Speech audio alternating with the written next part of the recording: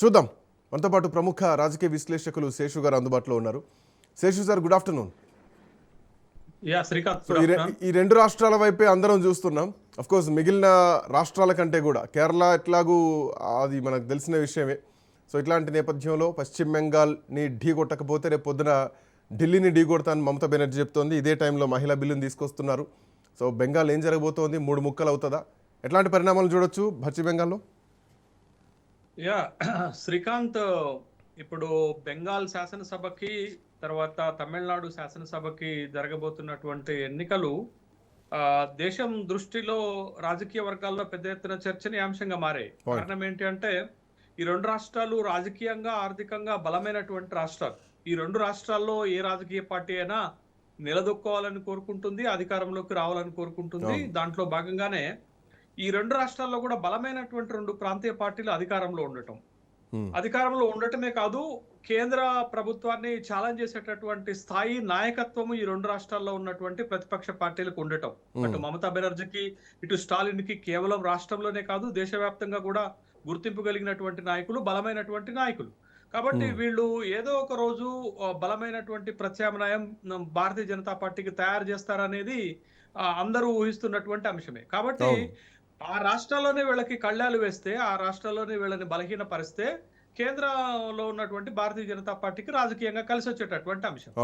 తర్వాత కేంద్రంలో దేశంలోనే ప్రపంచంలోనే అతి బలమైన పార్టీగా ఎదిగినటువంటి భారతీయ జనతా పార్టీ ఈ రెండు రాష్ట్రాల్లో అధికారంలోకి రావడానికి చాలా ఇబ్బంది పడుతున్నటువంటి క్రమంలో ఈ రెండు రాష్ట్రాల్లో కూడా అధికారంలోకి వచ్చి మరింత బలం పెంచుకోవాలనేది భారతీయ జనతా పార్టీ లక్ష్యంగా కనపడుతుంది. అందుకని ఈ రెండు రాష్ట్రాల్లో రాజకీయ వాతావరణము ఎన్నికల సందర్భంగా తీవ్రమైనటువంటి వేడి ఎక్కినటువంటి సందర్భాన్ని మనం చూస్తున్నాం. అయితే ముఖ్యంగా బెంగాల్కి వచ్చేసరికి భారతీయ జనతా పార్టీ వ్యూహం ఏంటి అని అంటే, బెంగాల్లో ఇంకొక 2-3% ఓట్లను పెంచుకొని బెంగాల్ కోట పైన భారతీయ జనతా పార్టీ కాషాయ జెండా ఎగరేయాలని కోరుకుంటుంది.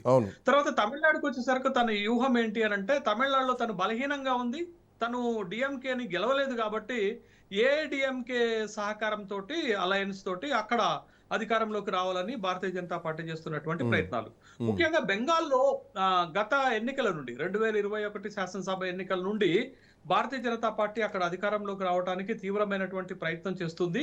అక్కడ మమతా బెనర్జీని ఓడించడానికి ఉన్న అన్ని అవకాశాలను వాడుకుంటుంది. బట్ ఇప్పుడు కూడా ఎన్నికల్లో 2 పక్షాలు తీవ్రమైనటువంటి పోటీ పడుతున్నాయి, ప్రచారం చేసుకుంటున్నాయి, ఒకళ్ళపైన ఒకళ్ళు తీవ్రమైనటువంటి ఆరోపణలు చేసుకుంటున్నటువంటి నేపథ్యంలో ఒక బెంగాల్ రాజకీయము ఒక రాజకీయ రణక్షేత్రాన్ని తలపిస్తున్నటువంటి నేపథ్యంలో ఇప్పుడు దేశంలో ఒక కీలక పరిణామం జరగబోతుంది. ఏది ఏప్రిల్ 16, 17, 18న పార్లమెంట్ ప్రత్యేక సమావేశాలు నిర్వహిస్తుంది కేంద్రంలో ఉన్నటువంటి అధికారంలో ఉన్నటువంటి భారతీయ జనతా పార్టీ.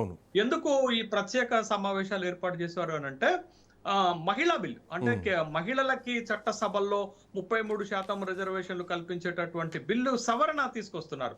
యాక్చువల్ గా ఈ బిల్లు 2023లోనే 2 ఉభయ సభల్లో ఆమోదం పొందింది.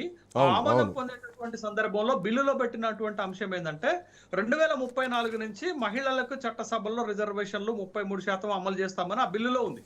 అయితే ఇప్పుడు భారతీయ జనతా పార్టీ దానికి సవరణ తీసుకొస్తూ 2029 లోక్సభ ఎన్నికల నుండే 2029 సాధారణ ఎన్నికల నుండే మహిళలకు చట్టసభల్లో 33% రిజర్వేషన్ అమల్లోకి తీసుకురావడానికి ప్రత్యేక సమావేశాలు పెడుతుంది.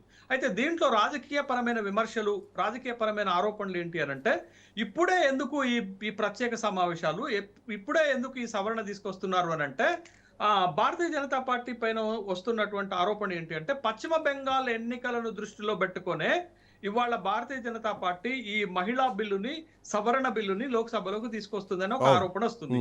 అయితే దీంట్లో నిజాలు ఎంతవరకు అనేది ఒక్కసారి మనం గమనిస్తే, గతంలో కూడా భారతీయ జనతా పార్టీ శాసనసభ ఎన్నికలు జరుగుతున్నప్పుడు, ఢిల్లీ, మహారాష్ట్ర శాసనసభ ఎన్నికలు జరుగుతున్నప్పుడు వాళ్ళు వేసినటువంటి ఒక ఎత్తుగడ, బీహార్ అసెంబ్లీ జరుగుతున్నప్పుడు వేసిన ఎత్తుగడ ఏంటి అని అంటే, ఒక ఎత్తుగడ బడ్జెట్ ను ఉపయోగించుకున్నారు. 2025-26 బడ్జెట్ లో మనం వ్యక్తిగత ఆదాయ పన్ను పరిమితిని దరిదాపు ఒక 5 లక్షలకు 6 లక్షలకు పెంచుతారంటే ఏకంగా 12 లక్షలకి జీరో ట్యాక్స్ పెంచారు. ఢిల్లీ ఎలక్షన్స్ అప్పుడు, రైట్? ఢిల్లీ ఎన్నికల సందర్భంగా ఆ ఓట్లను తీసుకోవటానికి. తర్వాత జిఎస్టి స్లాబ్లను కూడా సవరించారు. ఢిల్లీ ఎన్నికల సందర్భంగా జిఎస్టి స్లాబ్లను సవరించారు. Exactly. అంటే ఆయా రాష్ట్రాల్లో ఎన్నికల్లో గెలవటానికి అనేక ఎత్తుగడలు వేస్తున్నది. తర్వాత బడ్జెట్ లో ఎన్నికలు జరిగేటటువంటి రాష్ట్రాలకు పెద్ద ఎత్తున నిధులు ఇస్తున్నారు. అవును. ఉదాహరణకు బీహార్ అప్పుడు కూడా మకాన్ బోర్డుని ప్రకటించారు అనేది మనం చూసాం. అవును. బీహార్ కి అనేక వరాలు ఇచ్చినటువంటి సందర్భాన్ని మనం చూసాం. ఉమ్. ఇప్పుడు కూడా బెంగాల్లో ఉన్నటువంటి ప్రత్యేక పరిస్థితి ఏంటి అనంటే, బెంగాల్లో మహిళా ఓటర్లు తర్వాత మీకు పురుష ఓటర్లు ఆల్మోస్ట్ ఆల్ సమానంగా ఉంటారు. కానీ ఎన్నికలలో నిర్ణయాత్మక శక్తిగా మహిళా ఓటర్లు ఉంటారు. అవును. ఇవాళ 2011 నుంచి 2016, 2021లో హ్యాట్రిక్ విజయం సాధించడానికి మమతా బెనర్జీ కారణం ఏంటంటే మహిళా ఓట్లు. అవును. ముఖ్యంగా దీది మహిళ అవ్వటము, తర్వాత టీఎంసీకి మహిళా ఓటు బ్యాంకు బలంగా ఉండటము, టీఎంసీ తీసుకొచ్చినటువంటి సంక్షేమ పథకాలు మహిళల సెంట్రిక్ గా రావటము, మహిళల కేంద్రంగా రావటము, అది లక్ష్మీ బండర్ గాని కన్యాశ్రీ లాంటి పథకాలు గాని మహిళల కేంద్రంగా రావటంతో మహిళలు ఒక బలమైనటువంటి ఓటు బ్యాంకుగా టీఎంసీకి ఉన్నారు. కాబట్టి భారతీయ జనతా పార్టీ ఒక ఎత్తుగడ వేస్తుంది.